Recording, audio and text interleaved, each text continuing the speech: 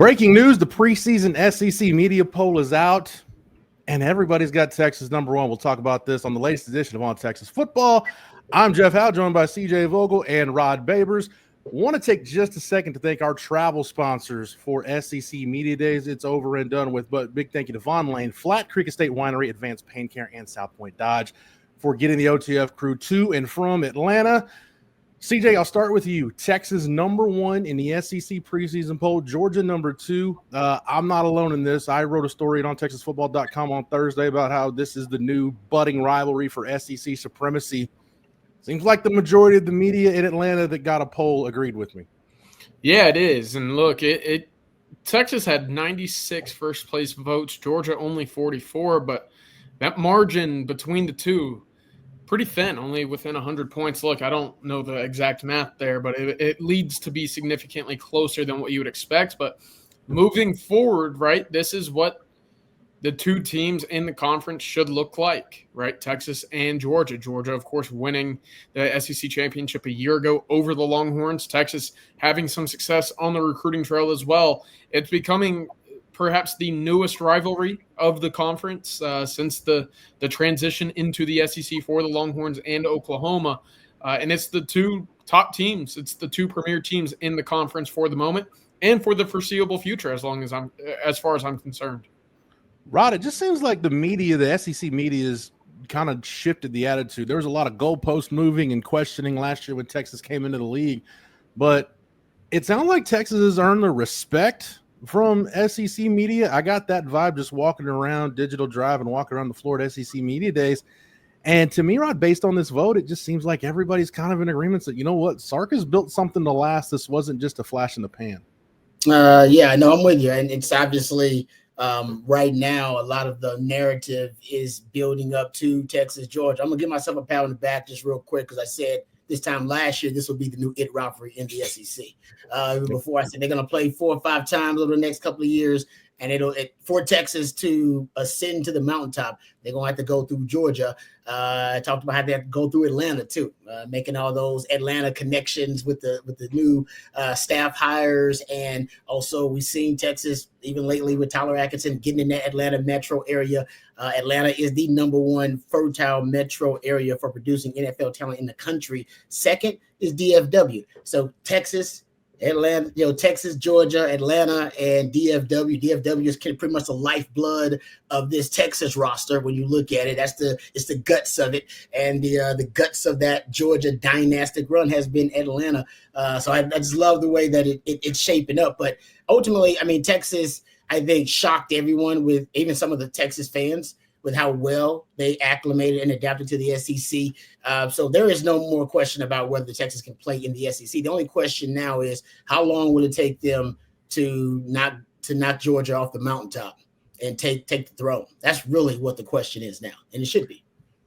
No doubt. CJ, when you look at the rankings 1 to 16 in terms of how the media voted, and I'd like to meet the two people who gave Vanderbilt their first place vote, because that's either incredibly crazy or maybe you should not have a poll. But regardless, CJ, when you look at this, it really does seem like there's a grouping of 4 teams, because the point disparity between Texas, Georgia, Alabama, and LSU, it feels like the media's grouped them as the top quarter of the conference, because there's a pretty big drop between LSU and South Carolina at 4 and 5.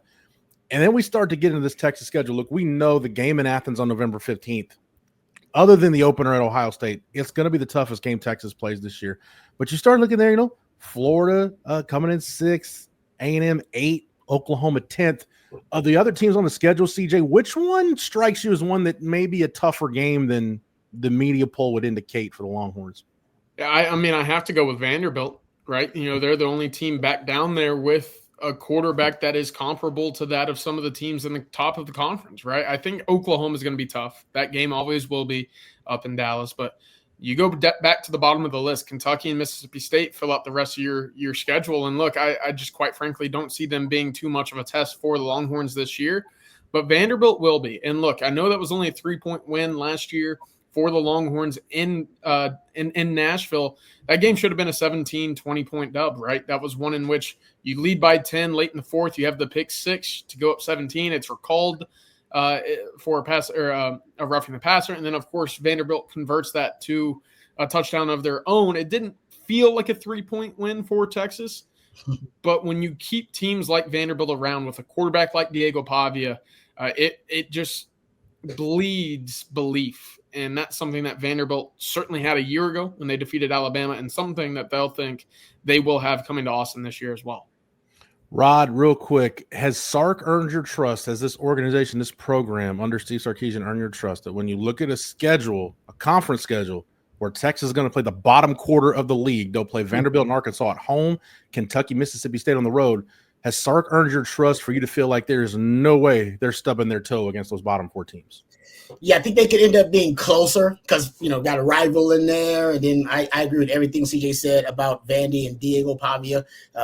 So it could be closer, but I don't see it. I just, right now, with the way the roster is stacked, with the coaching continuity, Sark is evolving as a coach. He seems to be getting better and better, seems to be fixing the major issues every offseason. Let's hope, fingers crossed, red zone is fixed this offseason. But for the most part, I don't see. I can see Texas. Hey, every team has bad games. I mean, you can go back to championship teams, and they'll have some coyote ugly wins on that resume. I think that could happen. A coyote ugly win, one they're ashamed of, that they want to move on from, that they don't want to take in public. But I think for the most part, Texas is at a point now where only 2 losses are acceptable at this point, period, on the schedule.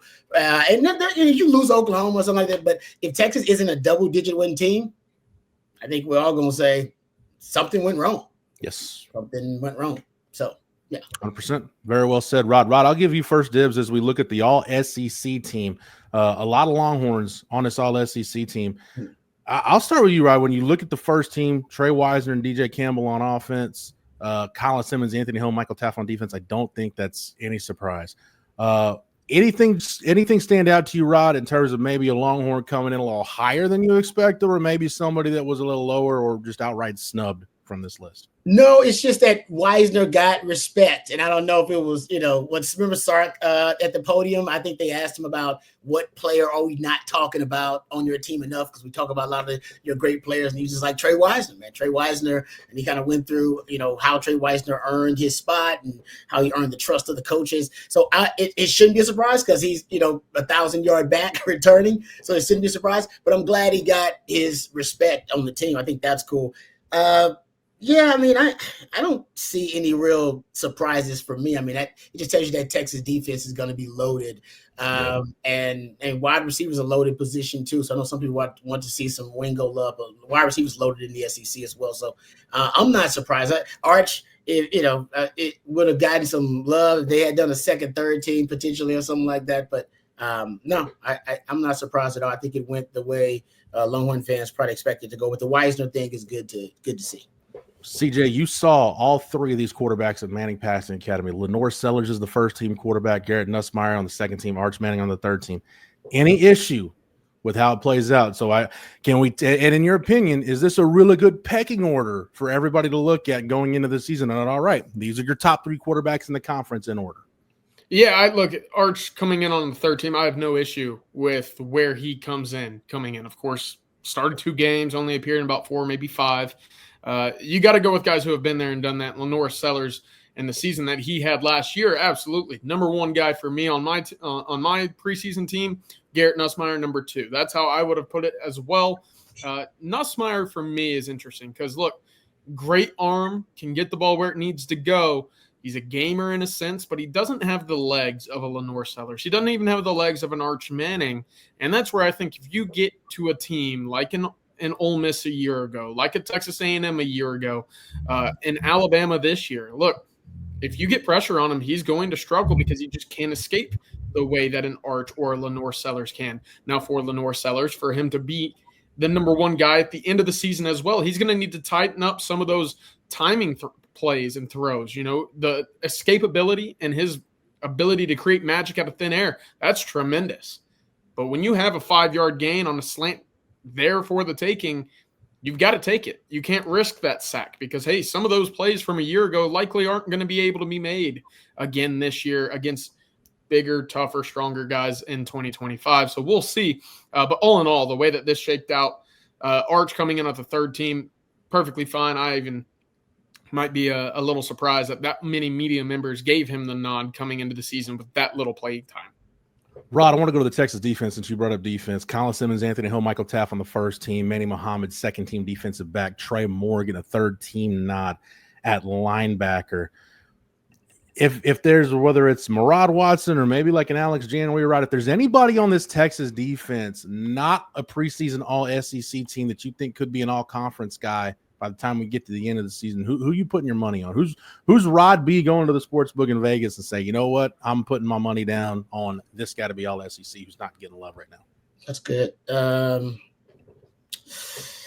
That's good. I'm gonna go with, man, that's actually, I like that. I'm gonna go with Jelani McDonald. I like Good that. pick. I'll go with Jelani McDonald. I've heard a lot of good things from. I don't know exactly how Texas is going to use all three of those safeties once Derek Williams gets completely healthy, because he's a starting caliber safety too. And Taft probably won't leave the field much at all. But I still think he's got that kind of ability to make a lot of splash plays. So that's a guy I'll throw out there and get some love. All right, CJ, final thoughts, whether it's the all-SEC team or the media poll. Final big takeaway from you on what was released today. Yeah, for me, it's Georgia. They are who they have been, just maybe a little less offensively, right? You don't have the preseason, 1.1 pick at quarterback this year. I know he didn't live up to it last year, but you have 4 players on the first team all-SEC defense. You look at the special teams unit, they go 6 for 6. They sweep the entire board on the first team for specialists. That's kicker, punter, place kicker, long snapper even, and both returners who they just paired together with Zachariah Branch. Point being, we know who Georgia is. It's a suffocating defense, and it's a team that's going to take advantage or be minimalistic in its errors on special teams. And that's exactly what happened in those 2 games last year in which Texas fell short. Special teams fell apart late in the SEC championship game, and Georgia's defense made life very difficult for the Longhorns to make anything happen down the field. So you have your work cut out for you. You got to find points when you're in position to score them, and you got to be sound defensively. That's how you get over the hump against Georgia. But all in all, for Texas, you have the most, tied with Alabama, first, second, and third team all-SEC players with 11 this year, excluding the specialists, in which they would have had 13. But the third team mention of Will Stone, I think we all agree, might be a bit of a stretch there with Mason Shipley coming in. Point being, Texas is talented. They're up there with the Alabamas and the Georgias, and they're ready for long, sustained success in this conference. Yeah, shout out to the SEC for making us vote for kickoff specialists. Kickers and punters are people too. Rod B, you get the last word on this. Not if you ask Tom Herman. They're not. No, I just think it's I'm surprised that more people aren't high on Alabama when you start looking at it overall. I know Alabama, I'm sure, is in the conversation for a lot of folks, but I'm surprised more people aren't bullish on them considering how much talent they got on that roster right now. But with 11 players overall, as CJ mentioned, that are mentioned on the 3 teams for the preseason all-SEC tied with Texas. But ultimately, I think, Texas is so stacked right now. I think that, people all around, like, the expectations have never been higher. It just once again confirms we've never seen, probably since 2004 going into 5, have the expectations been this high for Texas football. All right. Thank you, Rod. Thank you, CJ. Thank you both for the knowledge and expertise. And again, I want to thank our SEC media travel partners. Big thank you to Von Lane, Flat Creek Estate Winery, Advanced Pain Care, and South Point Dodge. For CJ, for Rod, for Matthew, behind the scenes producing it, for the entire On Texas football staff, I'm Jeff Howe. Thank you so much for watching and listening. And until next time, welcome.